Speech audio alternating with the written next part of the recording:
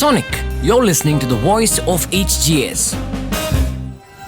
All right, super excited to kick off this conversation because, when it comes to observances like Pride Month, it's very important for us to examine the change and the progress that happens from within, right? And what better way to examine it and to talk about it than with our ERG members, that is our Employee Resource Group members. Now, this is the LGBTQ plus global ERG that I'm talking about. And on today's podcast, we've got our ERG representatives from their respective geos spread all over the world. We've got Apple Pascual from the Philippines. Yeah, hello everybody. I'm so excited. We've got Brianna Meadows from the US. Thank you so much for having me. I'm very excited to be here. I'm excited to get this conversation started. Sherry Stevenson from Canada.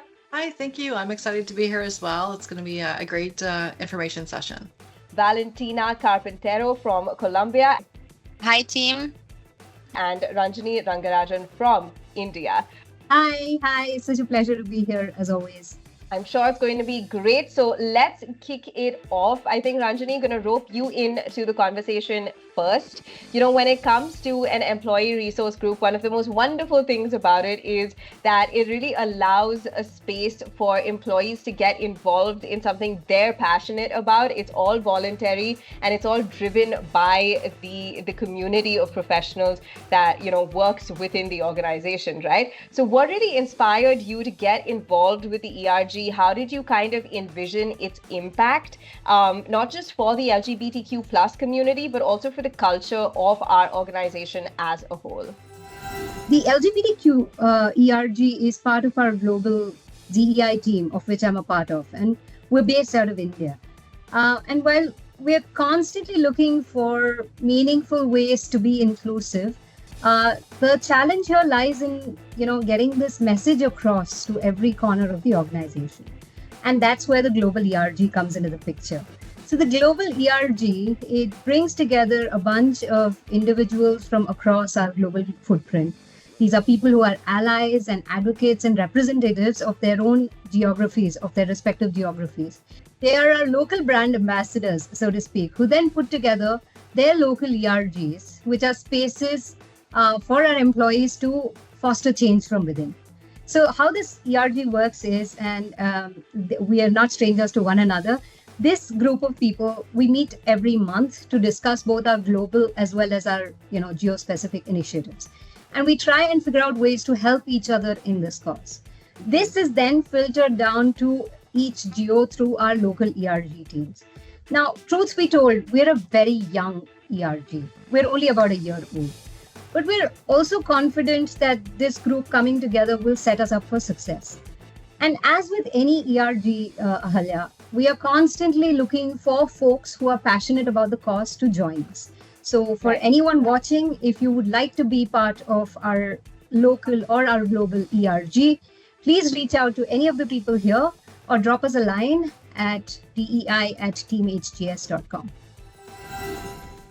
All right, perfect. I love the call to action right, at the beginning, because it really does infuse us all with the spirit to get involved. I do also want to sort of understand, what exactly is the personal experience that drives this kind of involvement. I think that is when people, really become passionate. So Apple, if I could just get your perspective on, the one moment or experience that made you realize how important Pride is to you personally and why it's important for you to be involved with a group like this one.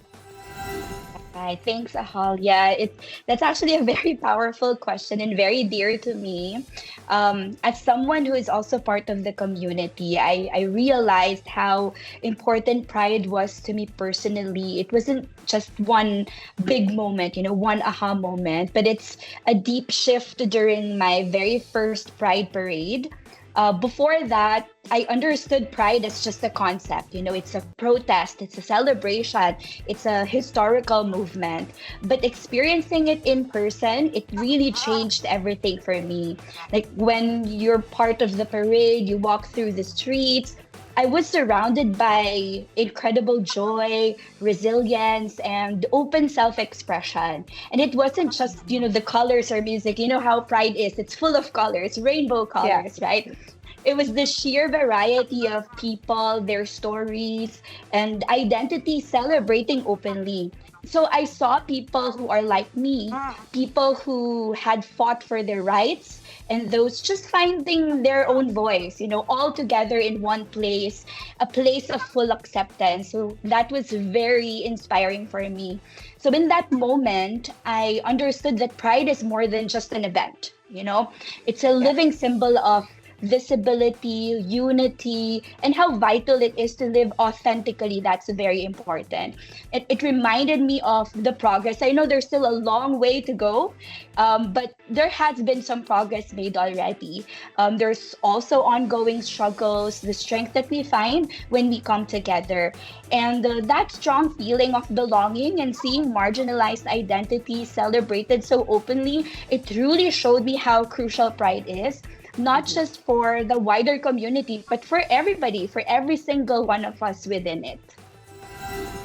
Yeah, no, absolutely. And, your anecdote and your experience really brings back memories of the first ever Pride Parade that I attended, which was as an ally to my best friend who had just come out that year. And it was his first Pride Parade, and I got to be there with him and to see him feel so comfortable and have a space where he felt like he truly belonged. And, you're so right in saying that moments like this do give us the opportunity to reflect on the progress we've made. And I think having an ERG like this within our organization is just a mark of that small step that we're taking in the right direction. So thank you for sharing that experience with us. Sherry, if I could get your perspective now on how an ERG like this really helps bridge or build the gap between the community as well as the workforce, to create a more inclusive workplace. A lot of ERGs, that is the aim, right? To provide a space of belonging and encourage diversity. So what are your thoughts on how this ERG is doing that? I feel that it's about creating a sense of belonging at work. So we want to give people a space where they can connect with others who share similar backgrounds and experiences, and just to make sure that everyone can feel heard and as well as valued. So it's not just about supporting, it's about building community within the company itself. They also help everyone learn about different cultures and perspectives, which brings people closer and creates a more open and respectful environment. So whether it's through events or panels or just day-to-day conversations, it helps us to better understand each other, to help the workplace more welcoming and connected and more inclusive for everyone. So I think it plays a big role in building culture where people actually want to show up, contribute, and to grow as well.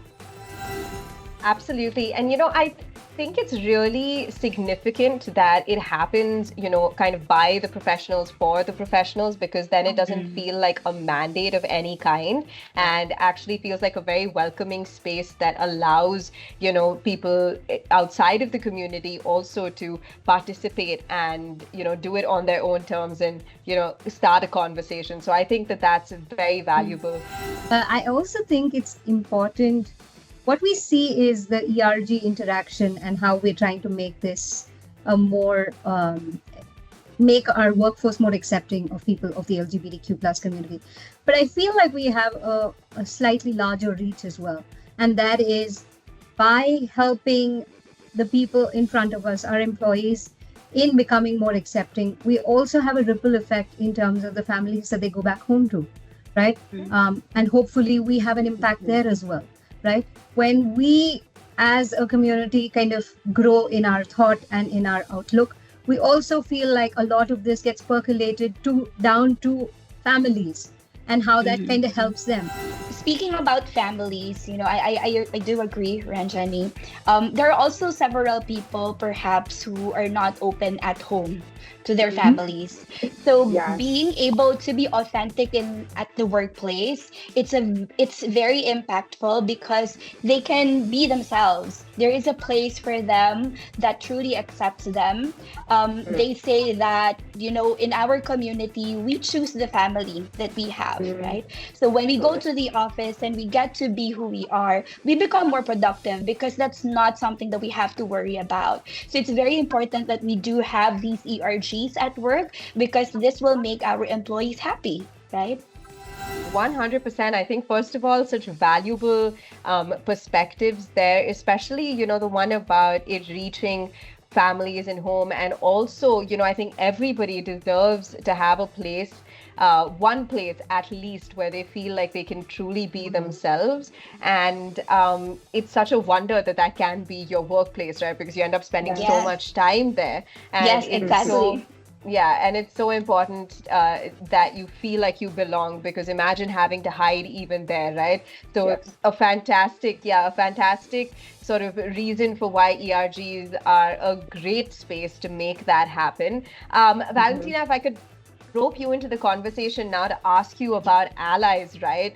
We always Yeah. talk about the role of allies when it comes to, women's empowerment or the Pride movement. I think it's extremely important that, and our theme this year, United in Pride, it's really important that we all band together.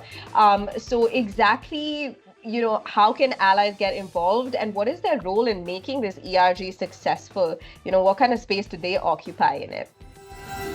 Well, for sure, it's really important to have someone cutting your back. So allies are essential to the success of any employee resource group, I think, because they help amplify voices, like foster inclusivity and drive real change. So when allies show up, ERGs gain momentum, also reach a wider audience and influence workplace culture in a meaningful way. I think the most important thing is just to show up, to be visible. So get interested into these activities, join the ERG meetings, attend to events that are related to the concerns, the social concerns, engage in conversations, also listen and learn what other people have to say about the conversation, and take the time to understand what they are saying, because you can listen but not understand, so it is not the same thing. Absolutely. And one of the things that I was most excited about when we were conceptualizing this episode, that we get to have representatives from across geos, right? Because I think there's such wonder in how Pride is celebrated across the world and across cultures. So Brianna, if I could ask you, what is a local Pride tradition, a phrase or symbol that you particularly love and look forward to, and also why, if you could share that with us? Honestly, it's the pride flag. It truly comes down to the pride flag. I feel it is the most recognized and one of the most powerful pride symbols, and that's because it's globally known. It's not secret to one space. Everybody who sees that flag knows. And a lot of it's not just colors. It's not just a colorful flag. Each of those colors means something. It was originally designed by Gilbert Baker in 1978. But each of those colors meant something to him. Red meant life, orange meant healing, yellow meant sunlight and brightness, green meant nature, blue meant harmony, and purple meant spirit. And so when you see it, you can think of each of those different communities coming together. It's getting, again, that safe place. And when I see that flag, I know that's a safe place for that community, and I know that I can be that safe place for them.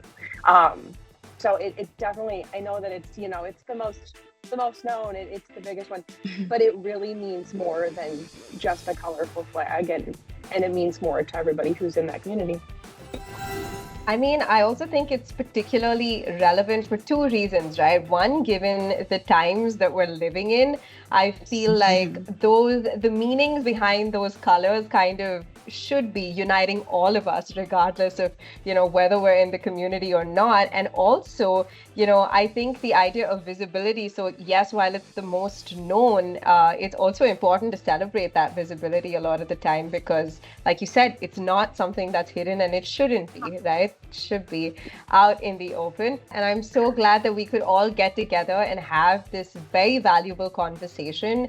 As Ranjani pointed out in the beginning, and everyone actually on the panel has pointed out at some point in the conversation, it's super important to just give it a chance, right? So get involved in any way that you feel comfortable doing so, and just let's all be united with pride in pride, and make HGS, make our world more inclusive, more diverse, and give people a space to belong, because we all actually have the power to do that. And how amazing is that, right? So thank you so much, ladies, for joining us on this episode of Sonic, and a very happy Pride Month to everybody watching and everyone on this panel. Thank you. Pride to everyone. Happy Pride. Happy Pride. Happy Pride. Sonic, you're listening to the voice of HGS.